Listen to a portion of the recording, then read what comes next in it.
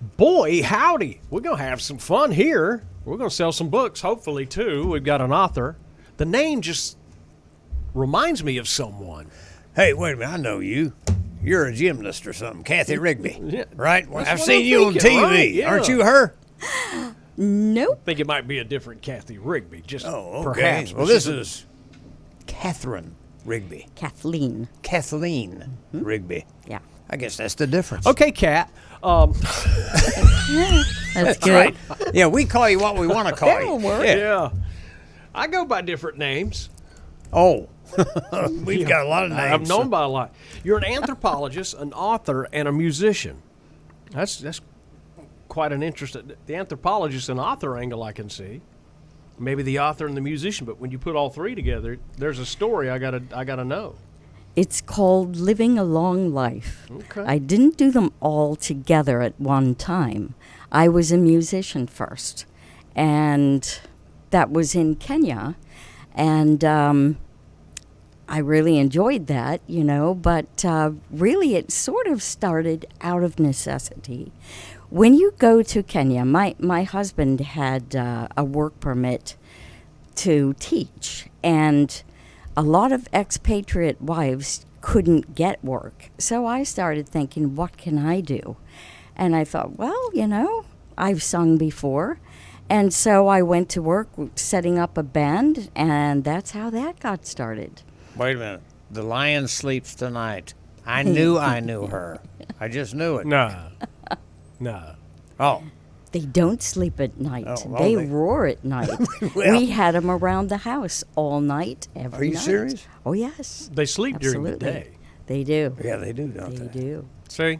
So that's a bad song. I will write the tokens and tell them that was a lie. It was just an absolute A lie. lie. Now, so you started out singing because you just thought that's what I want to do, or you must have had the talent to sing. I mean, I guess I did. Yeah. I mean, I started singing when I was about 5.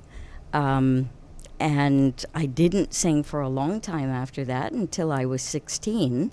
And I wound up singing for thousands of people, actually, at that point. And I sung in England as well. But with long periods of time in between, and I never really formally learned how to sing. I just enjoyed had it. it. Yeah. Came from a musical family. right. We had a big family, and when we all got together, everybody played an instrument. We had our own band. What kind of music did you guys play? My family, Yes, your family. they played a lot of oompa and just Oh, German wow. dancing and things like that, just fun, crazy stuff. So how did you translate that into Africa? What did you? How did you get the band together and all that? How'd that work? Well, as I said, my husband got a job teaching in Right. Africa, so that's what took us there. And then I found out about a place called the Hootenanny, where people got together and sang. And so I went there one night and got up and sang something and met a lot of musicians, and that was that. We formed a band called Cactus. Cool. Yeah. Wow. Cactus. Cactus? Okay. Sure. After we were mostly Americans. There was one Brit, and he was a banker by day. But so we did a lot of, as I said, Eagles and that kind of stuff. Country music. Well, sure. I Sort mean, of if you're named country Cactus, I rock. mean, I'm thinking, Sure. got to know a cowboy song or two. But what's odd to me is Kenya. Yeah, To I know. perform like that in Kenya. Yeah, How did the natives come out and listen to you? How'd that work? I mean, Well- did they understand? I mean, some of them. This was really mostly for expatriates, Oh, So okay. they were mostly British and American. Right. And yeah, they enjoyed it, because if you think about it, there was a niche, right? I mean, there were African bands and they were amazing, like Right. Lingala music, really upbeat, fun kind of tempo, real happy music. I liked the music a lot, those great harmonies and so on, but this was totally different because nobody else was doing country rock. So did country rock at night and sang a duet in the day for lunch crowds, worked at all the hotels. And eventually, as I said, when the guys left the country, I then was employed by block hotels. And they would send me around to their resorts in a little plane. So I would work at the coast in Mombasa. I sang at Mount Kenya Safari Lodge, which was the 7th plushest resort in the world. William Holden owned it. I sang for Stephanie Powers and Whoa. Robert Wagner. Yeah. Oh, that's like heart-to-heart stuff. Yeah, man. Yeah. And then Adnan Khashoggi bought that. He was that multi-billionaire arms dealer from Saudi. Right. Yeah. Well, now, Peaceful, Easy Feeling. I wonder how that would sound with native drums. How'd you pull that off? No, you just had a regular band, right? Yeah. So you were quite different in that country as far as the music. Yeah. Yeah, well, that's cool. We were actually the only Western band that I know of. No, there was one other called the Roadrunners. Yeah. Meep, meep. Yeah, and they were really Sorry. popular too. Had a real Had to do it. juvenile moment I again. know, That I happens over here on the side of the interview And then, table. from musician, you slid into... Well, no, it was when we came back to the United States, when we returned. We left Kenya Right. after a decade. I applied to the State Department, and they said, well, you have the foreign experience, but you don't have the education. So my kids were going to college at that point. I decided I would join them. So I about went that? to college at age 40. And I started, and 3 degrees later, I became an anthropologist. Wow. Yeah, that's... well, you're living quite a life. I mean, you're going from one thing Work to the other, hard. which you're supposed to do. That's what you're supposed to do in life. You don't do one thing. You do a bunch of stuff, and you looks to me like you've been doing a lot of stuff.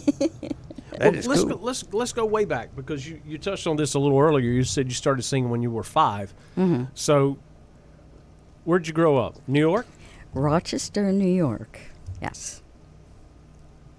They have great hot dogs in Rochester. They Kodak. do. Kodak. Wiggles, Wiggles. Yeah. Yeah. Yeah, Polaroid, Kodak. That's the Kodak That's right. capital right Oh, there. yeah, man. my dad worked for them. That everybody yeah. up there seems like their folks work for a Kodak company. They used to. Yeah, well, that's Yeah. right. They're out of business now, aren't they? No, Pretty much. they're still Well, in business, but it's not the powerhouse Right. that it used to be. The whole city was employed by them. Yeah. Then Xerox came along, and a lot of people were employed by them too. So Well, how did you choose the educational path?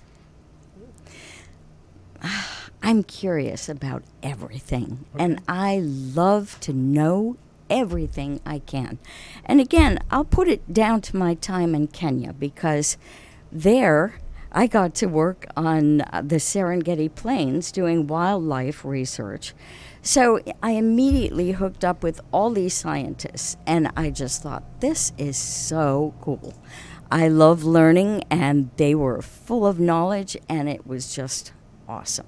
So I like being around educated people, and I like the things I can learn from them, and it's just who I am. Well, we're going to get you on another broadcast, because you've got so many chapters in your life, but I do want to touch on the book today. We'll touch on it again on another episode. The book is called Fighting Lions with Lou Rolls. Not Lou Rawls. You'll never find another book like mine. That's right. That's a good one. You can use it. No charge. An African spirit. What is a Lou Roll, first of Oh, all? I'm so glad you asked. I was It's an waiting obvious for place that. to start. Yeah, it's toilet paper, of course. Hey. See, when you live in a British colony or in England or one of the British colonies, You go to the loo. they speak a different English to us. Oh, sure, yeah. And so there's one example. And that's another thing I had to learn, how to do everything British style and learn that language, and then Swahili. So, Wow. had to. Yeah. So what stories are in the book? What's I mean, obviously it's not all about going to the loo. Might be great bathroom reading That's for right. all I know. Well, there's a story about a man I met on the Underground in London who had scarification. I don't know if you know what scarification is, but it's like lumps Right. that are keloids, and he looked like a leopard. Wow. Yeah, and he was African, all dressed in incredible regalia and so on. So there's a story about him. There's stories about working on the Serengeti Plains. We did baboon research, and we would immobilize the baboons by darting them, and then they'd be put in the back of the Jeep with me.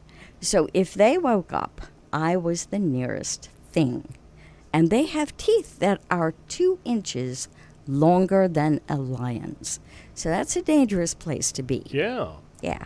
Never want to be in the back seat with a baboon. No, never. Never. We're going to have you back on another broadcast. Let me see Sounds that good. book again. Make Yeah. sure. Where's this available? Amazon? Book, Barnes It and Noble? is. It's available on Amazon, or you can get it through me as well. Okay. All right. Sounds Yeah. good. I want to Fighting see how Lions you. Yeah. with loo Right, that's what I rolls. say. Yeah, with toilet paper. An African experience. That's great. Yeah, and we'll get her back on another broadcast and talk more about what's inside the book and how she ended up in Kenya. That's a great story. And there might be a UNICEF angle in there as well. All right, now let's check out this great video from our friends at the Oaks.